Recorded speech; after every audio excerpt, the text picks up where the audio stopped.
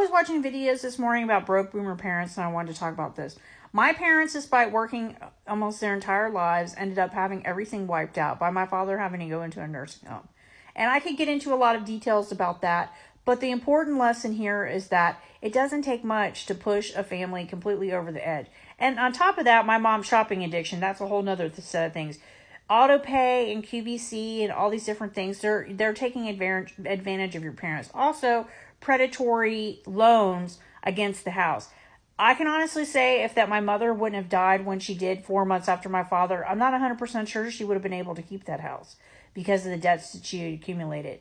When she died, we found out that she was $40,000 in debt, plus she had a second mortgage, plus she had, they attached the family home for $75,000, half the value, or no, it was $150,000. But then they ended up settling for $75,000 to pay for his medical debt, and he was already dead. That's how bad it is.